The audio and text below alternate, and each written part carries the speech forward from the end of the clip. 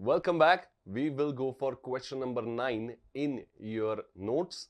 So here we go. We'll read question first. We'll understand it. We'll mark it down and then we'll start solving it. So here we go. ये question है अपना, देखो पढ़ लेते हैं अच्छे से. हमें बोला है from the following trial balance of messrs Parab and Pawar you are required to prepare trading profit loss account for the year ended 31st March 22 and balance sheet as on that date. So this is a trial balance. Obviously we gonna have adjustments as well. So ये adjustments है 5. अभी क्या करेंगे, सबसे पहले एक एक trial balance का आइटम पढ़ेंगे, एडजस्टमेंट्स पढ़ेंगे and will mark it down. As you know marking के लिए अपने पास शॉर्ट फॉर्म है, तो वो शॉर्ट फॉर्म्स आप देख लो. राइट ये शॉर्ट फॉर्म्स लिखते जाना है हमें. So here we go with the first one. Machinery आएगा बैलेंस शीट एसेट में. Then 10% investment will be again balance sheet asset, but 10% कोई भी आइटम के आगे या पीछे, ऊपर या नीचे, रेट, डेट या ब्रैकेट में कुछ इंफॉर्मेशन है तो वी गोना अंडरस्टैंड इट कि देयर विल बी हिडन और साइलेंट एडजस्टमेंट. ठीक है, तो इसके बारे में एडजस्टमेंट तो है, तो हम टिक मार्क तो कर देंगे और आगे बढ़ेंगे. जब एडजस्टमेंट्स का टाइम आएगा तब will understand it. Coal, gas and water trading debit में आएगा. Land building again it will be balance sheet asset. Purchases trading debit. Then postage and telegrams it will be profit loss account debit side. Export duty profit loss debit. Wages and salaries, क्योंकि first word wages है इसलिए कहां पे आ गया ये, trading debit में. Rent and taxes profit loss debit. Cash in hand balance sheet asset. Freight trading debit. Unless until freight outward नहीं बोलते, will be recording it as trading debit, direct expense. Then prepaid rent, कोई भी ऐसा amount, कोई भी ऐसा item जो आपको लगेगा कि एडजस्टमेंट जैसा है लेकिन आया है ट्रायल बैलेंस में, तो मैंने क्या बताया आपको, we will give balance sheet वाला effect only. So prepaid rent मतलब रेंट ऑलरेडी पे कर दिया है और सर्विस आना बाकी है, सो इट इज एसेट. इसके बाद sundry debtors we know it is balance sheet asset. Salaries profit loss debit. Opening stock trading debit and discount as it is debit balance, it is discount allowed, तो profit loss debit. तो ये हो गया अपने debit balances. Now will move to credit balances. सबसे पहले दिया है capital of Parab and Pawar, दोनों आएगा लाइबिलिटी में. Sales will be trading credit. Sundry creditors liability. 10% bank loan, अभी bank loan is a liability but again 10% बोला है, सो उस पर हमें याद रखना है, एडजस्टमेंट आएगा, दैट इज द रीजन हम इसको टिक कर देंगे. देन परब्स लोन, परब इज अवर पार्टनर. ठीक है, तो परब ने बिजनेस को लोन दिया है, obviously it will come to balance sheet liability side, but again अगर पार्टनर का लोन है और एडजस्टमेंट में इंटरेस्ट ऑन लोन के बारे में दिया हुआ है, it is great, but if nothing is mentioned, still as per the provisions of partnership act हमें 6% लोन पे इंटरेस्ट देना है. सो ये बात याद रखेंगे and that is the reason will mark it. इस पे एडजस्टमेंट आएगा बाद में. Now what about next one, Mrs Pawar loan. अभी यहां पे लोन है मिसेस पवार का, डेफिनेटली लाइबिलिटी में तो लिखेंगे, उसमें कोई गुंजाइश ही नहीं है, but as it is clearly mentioned Mrs Pawar, जो पहले कहीं पे मेंशन नहीं हुआ है, परब पवार, यहां पे भी परब लोन, तो मिसेस पवार ये पार्टनर नहीं है. ऑब्वियसली पवार्स लोन दिया होता तो बात अलग, लेकिन Mrs Pawar might be his spouse, या ऐसा भी तो हो सकता है, पवार नाम के तो कितने लोग हो सकते हैं, तो कोई और रहेंगे. सो द पॉइंट इज ये आउटसाइड लाइबिलिटी ट्रीट करना है and unless until given in adjustment हम आउटसाइड लाइबिलिटी पे मतलब ही कोई और लोन पे इंटरेस्ट नहीं देते, अगेन एज पर प्रोविजन. ठीक है, तो यहां पे फिलहाल एडजस्टमेंट का मार्किंग नहीं करेंगे. I hope you understand it. This is Mrs Pawar, not Pawar's loan. Okay, now moving further, interest on investment definitely इस पे एडजस्टमेंट रहेगा, प्रॉफिट लॉस क्रेडिट में लिखेंगे. क्यों एडजस्टमेंट, क्योंकि इंटरेस्ट आया है, देखो यहां पे 10% बोला इन्वेस्टमेंट पे, तो first will calculate it, then we'll understand कि out of that how much is already received and then we will record the remaining amount. So इसीलिए यहां पे टिक मार्क किया है.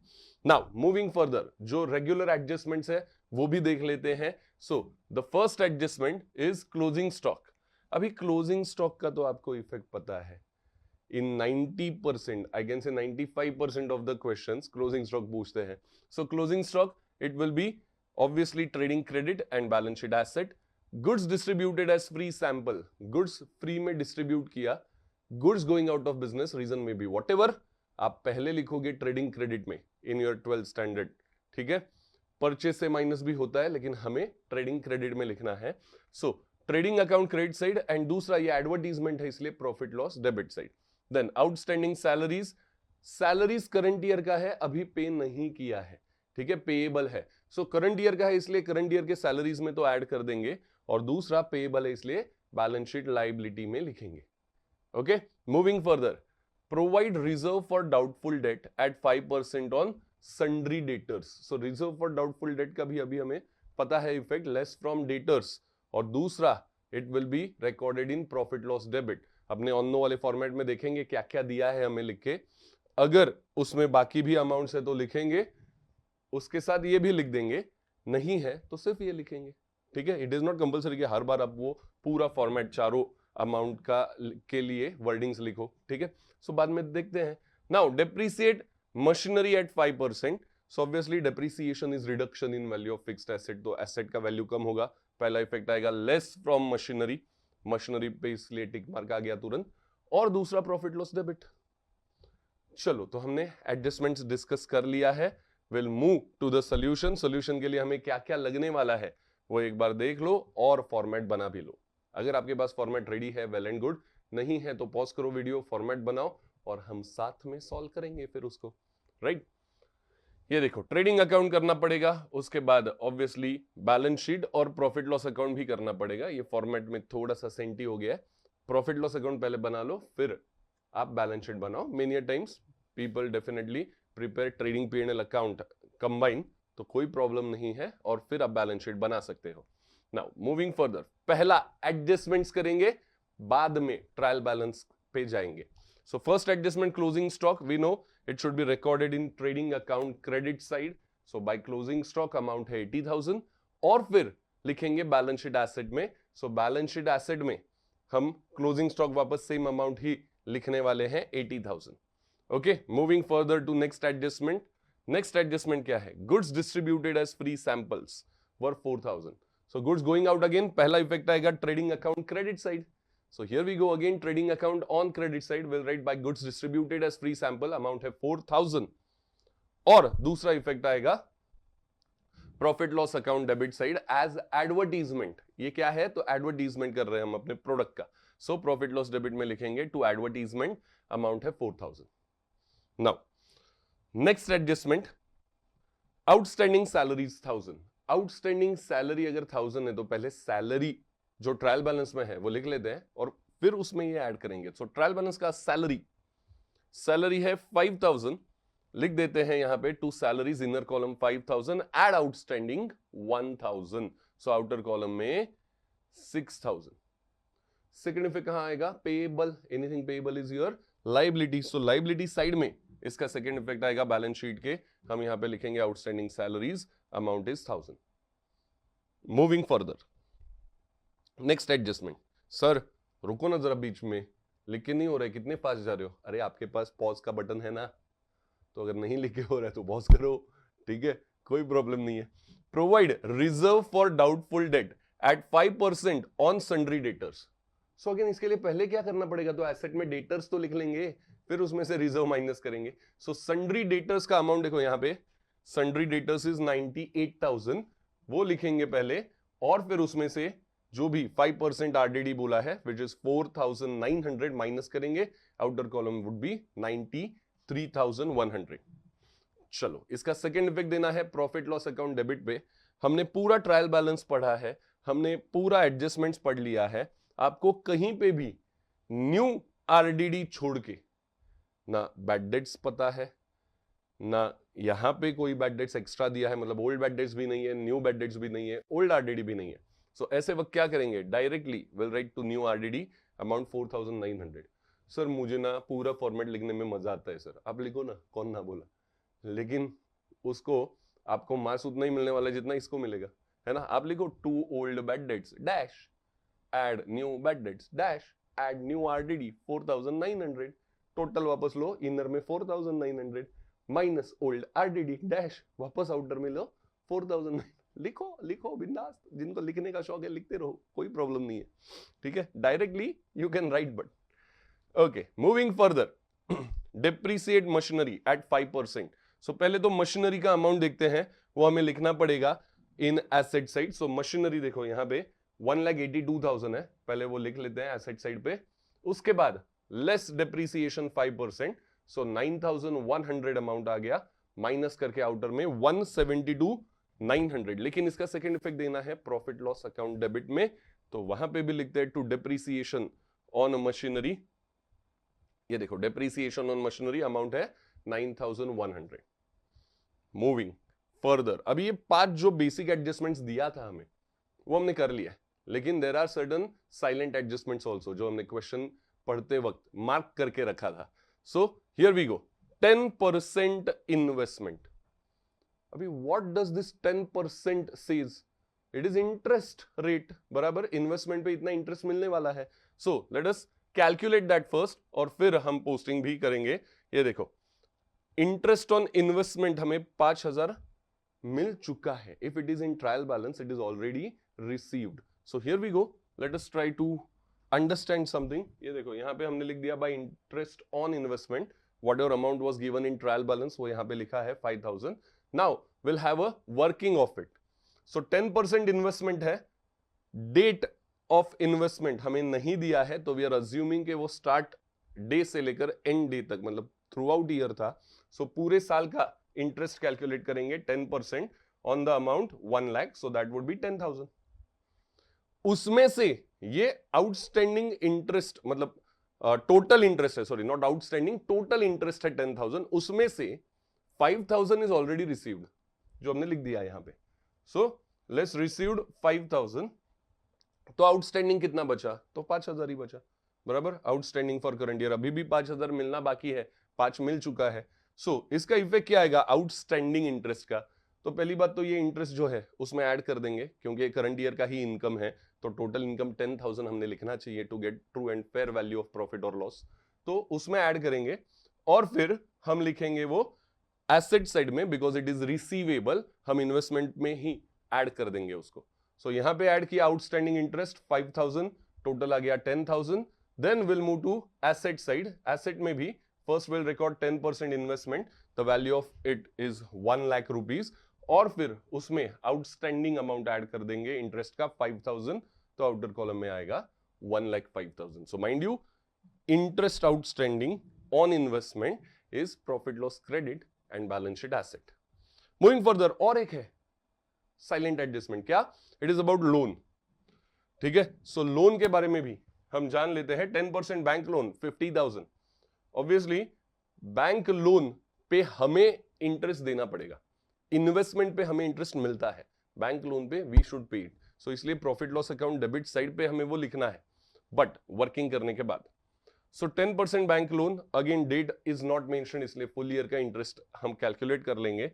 सो 10% ऑफ 50,000 वुड बी 5,000, और ट्रायल बैलेंस में कहीं पे भी इंटरेस्ट ऑन बैंक लोन के बारे में कुछ भी जानकारी नहीं है, इसका मतलब ये पूरा 5,000 इज आउटस्टैंडिंग। एक बार चेक कर लो वर्किंग, आपको चाहिए तो लिख भी लो। Again I am saying pause the video, write it down, then again continue. 5,000 ये आ गया अमाउंट आउटस्टैंडिंग, ये लिखना है हमें कहां पे? सो ऑब्वियसली जैसे मैंने अभी बताया, interest on bank loan is our expense, तो प्रॉफिट लॉस डेबिट में तो लिखेंगे ही, साथ में ये स्टिल पेएबल है, आउटस्टैंडिंग है मतलब क्या? पेएबल है। सो इसीलिए लायबिलिटी में आएगा। कैसे आएगा? जैसे हमने इन्वेस्टमेंट पे ऐड करके लिखा था कि नहीं उसका इंटरेस्ट, वैसे ये लोन में ऐड करके लिखेंगे, right. So here we go, पहला इफेक्ट आएगा प्रॉफिट लॉस डेबिट, दूसरा इफेक्ट आएगा ऐड टू बैंक लोन। ये देखो यहां पे लिख दिया प्रॉफिट लॉस डेबिट में interest on bank loan 5,000, again on liability side first will write this amount of loan, और फिर उसमें ऐड करेंगे आउटस्टैंडिंग, तो आउटर कॉलम में आएगा 55,000। हो गया सब, जाए आगे। अरे और एक बाकी है ना, पार्टनर लोन, याद है क्या? ऐसा भूलना नहीं है हमें कुछ भी। सो चलो पार्टनर लोन के बारे में समझते हैं।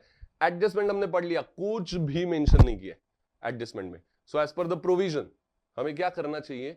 पार्टनर्स लोन पे 6% इंटरेस्ट प्रोवाइड करना चाहिए। ठीक है। So here we go, let us try to understand it. Parab loan है अपने पास विच इज 40,000, तो कैलकुलेशन देख लेते हैं उसका। परब लोन 40,000 है, प्रोविजन के हिसाब से 6% इंटरेस्ट पर एनम हमें देना है। Again we don't know the date of loan given, तो इसके लिए पूरे साल का ही हम लोग चार्ज करेंगे। So here we go, 6% of 40,000 would be 2,400। कहीं पे भी ट्रायल बैलेंस में हमें लोन के इंटरेस्ट के बारे में कुछ बोला है नहीं, परब के लोन के इंटरेस्ट के बारे में, सो इट इज नथिंग, नील। और आउटस्टैंडिंग कितना है, मतलब 2,400 ही। अगेन पार्टनर ने बिजनेस को लोन दिया है तो हम इंटरेस्ट पे करेंगे, business point of view it is expense, इसलिए प्रॉफिट लॉस डेबिट में पहला इफेक्ट आएगा। दूसरा, अभी कैसा बैंक लोन में हमने उसका इंटरेस्ट ऐड किया आउटस्टैंडिंग, वैसा परब्स लोन में वो इंटरेस्ट ऐड कर देंगे। चलो ये आ गया to interest on Parab's loan 2,400, and then Parab loan लिखेंगे लाइबिलिटी साइड पे पहले, और उसमें आउटस्टैंडिंग इंटरेस्ट ऐड कर देंगे, और फिर आउटर में अमाउंट आएगा। Done. Now will go to the remaining items in trial balance. ये देखो, मशीनरी लिख के हो गया, इन्वेस्टमेंट हो गया, कोल गैस वाटर हमें लिखना है। तो ट्रेडिंग डेबिट पे थर्ड लाइन पे, क्यों, ओपनिंग स्टॉक परचेज के लिए जगह छोड़ दिया, थर्ड लाइन पे लिख दिया 5,000। लैंड बिल्डिंग एसेट साइड पे लिखना है, so here we go with asset side, land building लिखेंगे 2 लाख रुपीज एसेट साइड में। उसके बाद नेक्स्ट क्या है, नेक्स्ट देख लेते हैं क्या आया। परचेसेस है, ट्रेडिंग डेबिट में ही लिखेंगे purchases 3 lakh rupees, direct outer क्योंकि रिटर्न्स कुछ है नहीं। उसके बाद postage telegram will be recorded in profit loss account on debit side. Then what we have, export duty, export duty 2,000 है, अगेन प्रॉफिट लॉस डेबिट में ही लिखेंगे। फिर वेजेस एंड सैलरीज, क्योंकि फर्स्ट वर्ड वेजेस है हमने बात किया, will record it in trading account on debit side. Then next देखते हैं अगला बंच ऑफ आइटम्स क्या है। तो पहला है rent and taxes, again profit loss account के डेबिट में हमें लिखना है। फिर कैश इन हैंड हमें लिखना है एसेट साइड पे, ऑब्वियसली द अमाउंट इज 90,000। उसके बाद है freight, again trading account debit side पे जाएंगे और वहां पे लिख लेंगे टू फ्रेट। एक बात अच्छी है, आपके वजह से मेरा एक्सरसाइज बहुत अच्छा हो रहा है, एक बार इधर, एक बार इधर, एक बार इधर, बढ़िया सा एक्सरसाइज भी हो रहा है, पढ़ा के भी हो रहा है, और आप पढ़ भी रहे हो, क्या बात है। सो फ्रेट लिख दिया हमने 8,000। उसके बाद सन्ड्री डेटर्स से पहले देखो प्रीपेड रेंट है, वो कहां पे जाएगा, एसेट पे जाएगा। सो एसेट साइड पे will write prepaid rent 4,000, debtors लिख चुके हैं, सैलरीज लिख चुके हैं, तो डायरेक्टली जम करेंगे ओपनिंग स्टॉक पे, वो लिख देंगे ट्रेडिंग अकाउंट के फर्स्ट लाइन पे। ऐसा खाली खाली लग रहा था ना, वहां पे भर दिया हमने opening stock 50,000। Discount profit loss debit में डिस्काउंट लिखते हैं 3,000, ये आ गया यहां पे, आपने भी लिखा है ना, सुपर। आगे बढ़ते हैं, फिर अभी आगे क्या क्या है, ये देखो कैपिटल है परब और पवार का, कैपिटल ऑब्वियसली लाइबिलिटी पे आएगा, बट बीच में लाइन छोड़ना पड़ेगा टू एडजस्ट नेट प्रॉफिट और नेट लॉस। सो परब का कैपिटल इनर कॉलम 260, पवार का कैपिटल इनर कॉलम 195। फिर है sales, trading account credit side पे हम वो लिख देंगे, ये देखो sales 4,80,000 trading account credit side.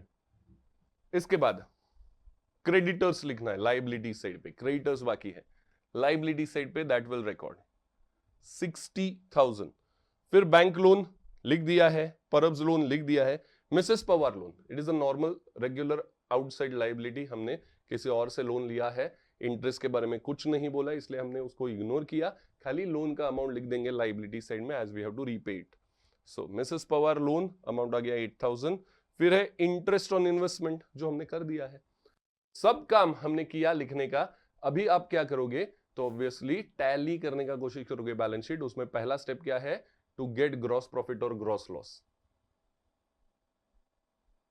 मैं पॉज क्यों हुआ, क्योंकि आपको ये कैलकुलेशन करना है। आपको क्या लगा कुछ सेंटी हो गया, यहाँ पे प्रॉब्लम हो गया टेक्निकल, नहीं नहीं नहीं नहीं, कुछ प्रॉब्लम नहीं है, आपको कैलकुलेशन करना है, इसलिए अभी वीडियो पॉज करो, कैलकुलेशन कर लो, क्योंकि इसमें टाइम जाता है। मैंने बार बार बोला है आपको, एग्जाम में इसमें टाइम जाता है और फिर पेपर कंप्लीट नहीं होता, तो इसका प्रैक्टिस चाहिए, तो टाइम नहीं जाएगा, ठीक है। सो वीडियो पॉज करो, ग्रॉस प्रॉफिट या ग्रॉस लॉस पता करो।